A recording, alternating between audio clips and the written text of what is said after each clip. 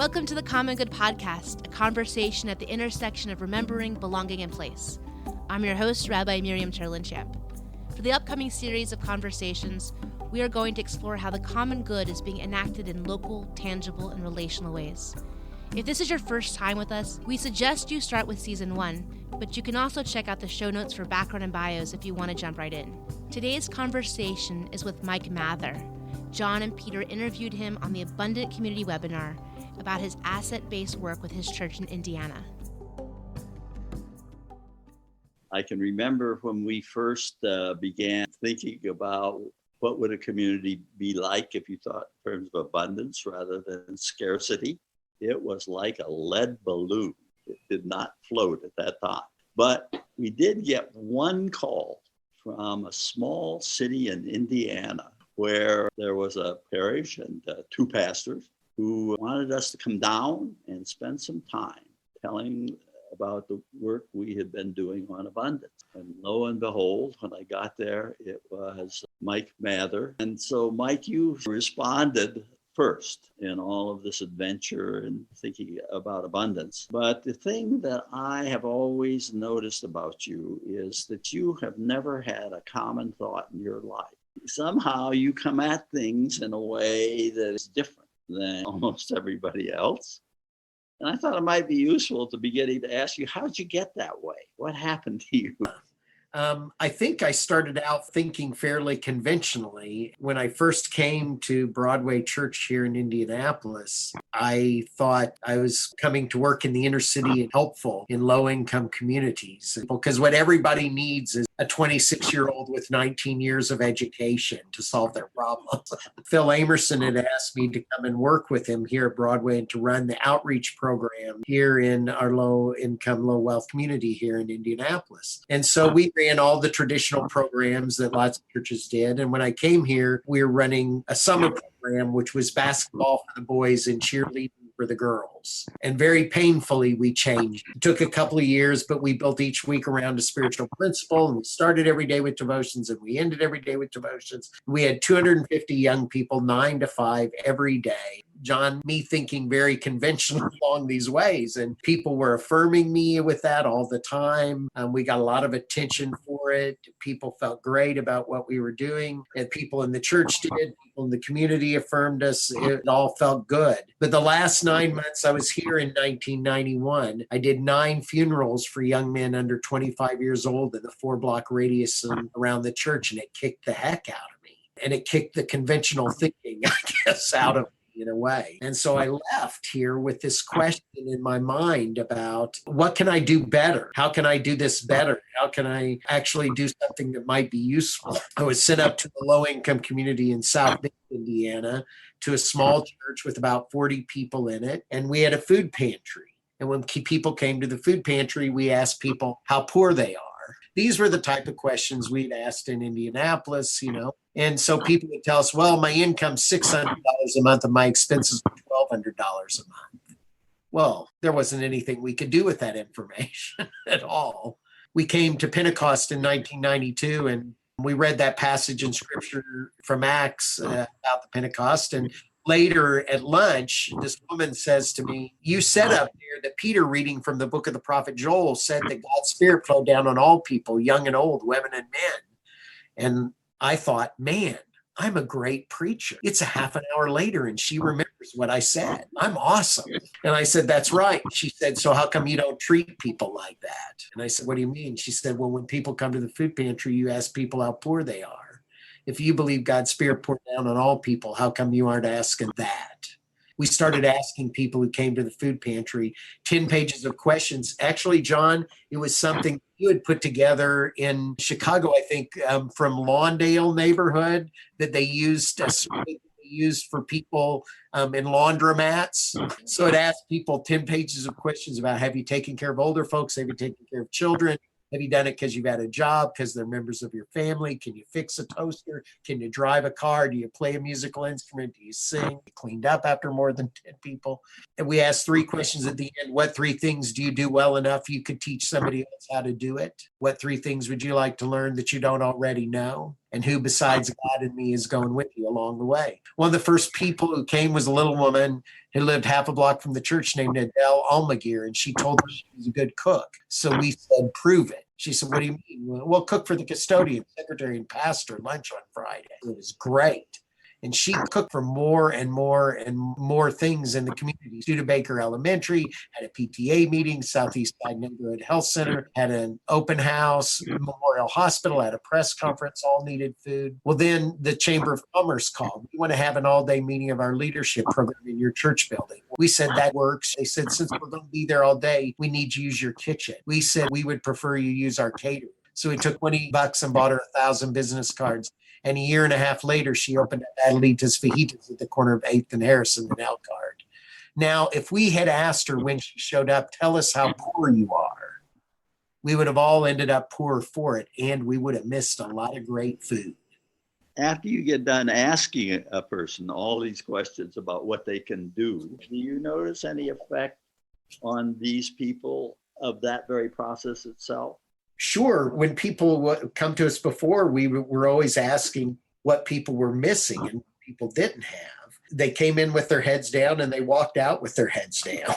At first, people didn't believe we really wanted to know what people were gifted at. But you start asking 10 pages of questions and people start to believe, well, maybe you are serious. And people then start lining up and tell you what they love to do, what they care about. And when somebody tells you they're a good cook, you have follow-up questions, right? Like, what do you cook well?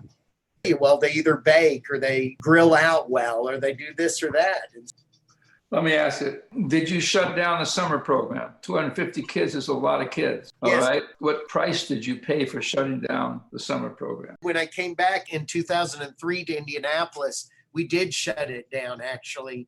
And there was, yes, so the price to pay was twofold. One was there were parents in the neighborhood who were like, hey, we used to drop off our kids here. How come we can't do that anymore? And there were people in the church who really loved what we did. And so we're like, hey, how come we're not doing this anymore? And what we would say to both people inside the walls and outside the walls of the church is, if you want to do this, do it. If you want me to do this, that's a different question. But we did a different thing. What we did was we hired young people who live in our neighborhood and we paid them to meet their neighbors. They do three things. They name the gifts, talents, dreams, and passions they find in the lives of their neighbors. The second thing is they bless them. They publicly celebrate their neighbors. And the third thing is they connect them to other people who care about the same thing. So if they find cooks, they get the cooks together. And if they find people who love to fish, they put them together. If they find engineers, they put them together. They just put people together more and more and more, just around the things people commonly love and care about. So it replaced what we did before, but it wasn't easy. I have a friend who talks about discernment by nausea. That's what it felt like. We need to change this, but this isn't going to be fun. But people would say, well, why did you change it? And we said, well, what you were doing wasn't very helpful. It wasn't bad. It wasn't hurting anybody, but it wasn't doing anything particularly useful and helping people recognize and see the usefulness of each other. But yes, people did push back against it. People say to me sometimes, well, wasn't that hard? And I say, yes, but I'm a pastor of a church. Everything's hard. The question is, do you want people pushing back against something that you believe in or just pushing back? It also strikes me in your choice, you gave up scale. The first thing you said describing the summer camp was how many people there were. And 250 is impressive. Okay? Yes. And you chose something smaller scale, which you felt probably changed the life of the students, the kids, as much as it did the people that they were bringing together. You've been listening to the Common Good Podcast, a conversation at the intersection of remembering, belonging, and place. In thinking about the importance of falling in love with one another and the ways in which relationship is pitted against scale and scarcity, the words of William Martin provide some context. This poem is called Do Not Ask Your Children to Strive. Do not ask your children to strive for extraordinary lives. Such striving may seem admirable, but it is the way of foolishness. Help them instead to find the wonder and the marvel of an ordinary life. Show them the joy of tasting tomatoes, apples, and pears. Show them how to cry when pets and people die. Show them the infinite pleasure in the touch of a hand, and make the ordinary come alive for them. The extraordinary will take care of itself. Now, back to the conversation. You're a pastor, Mike, and how do you think about what a church is these days?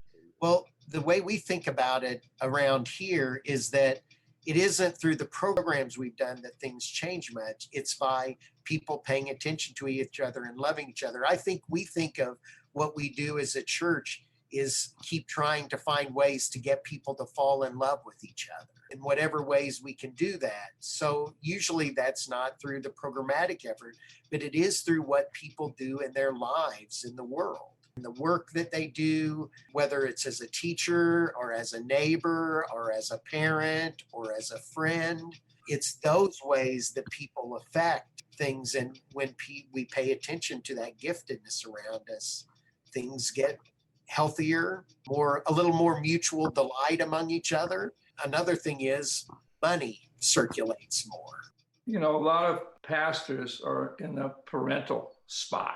Maybe you chose the job because of that, but I hear a lot of struggle as you move into a more communal way of being. What's your experience of how you handle some people's expectation of you as being father? Several years ago, one of the pillars of our church slammed her fist down on the table at a meeting and said, "We do less than we used to." And I said, "Yes, isn't that great?" What I try to do is try to just remind people in every way we can.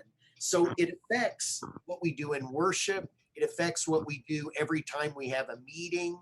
And by that, I mean, yes, there's pushback, but because in worship every Sunday, we invite somebody who before we might have invited to share something about some need they have. And now we have the same person come, but instead of talking about that, talk about something you love, so that people begin to see each other differently and fall in love with each other.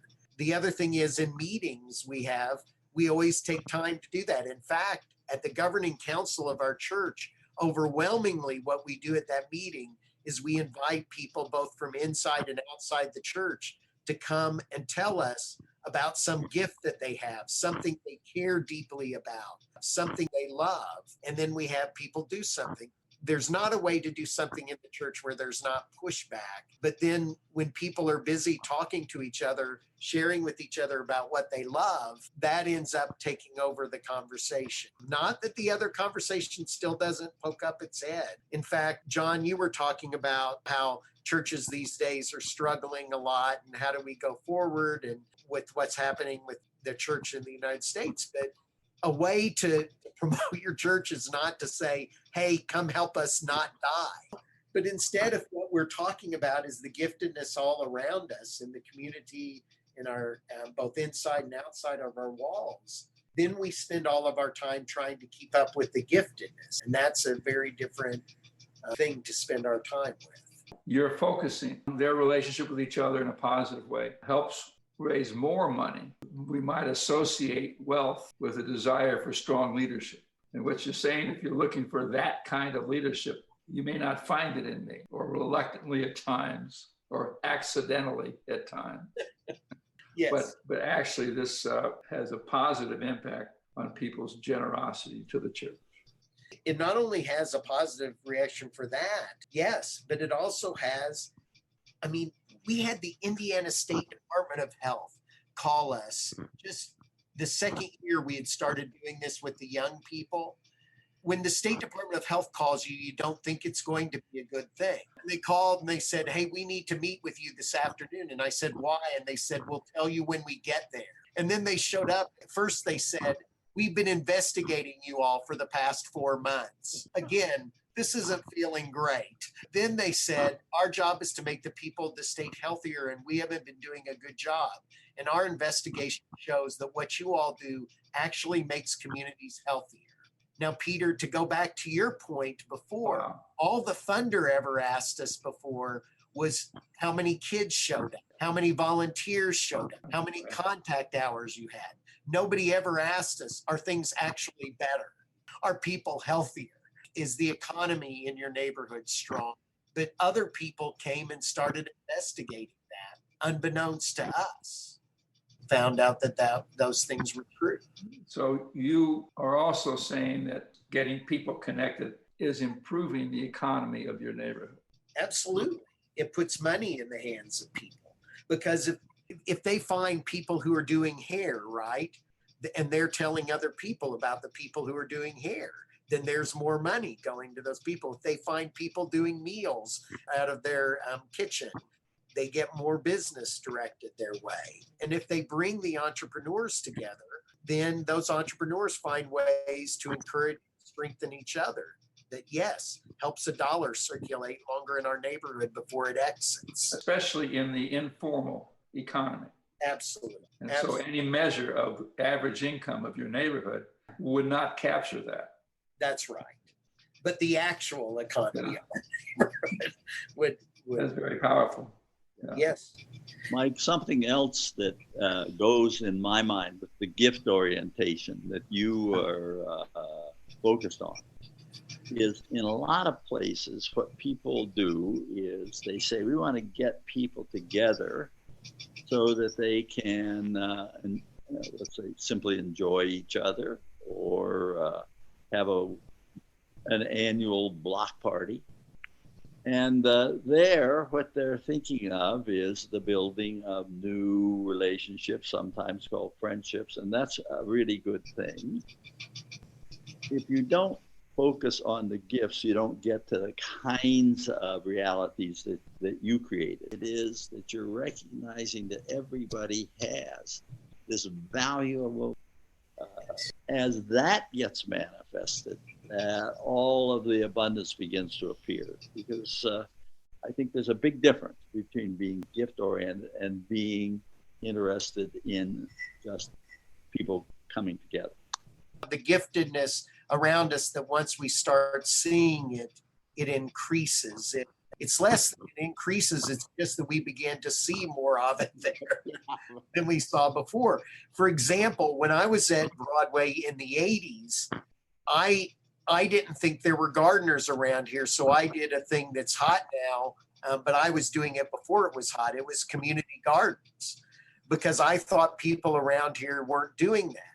But when we started paying attention to the giftedness around us, we found that there were over 30 gardeners in just the 3-block radius around us. It wasn't that we created those gardeners, is that all of a sudden they became clear to us.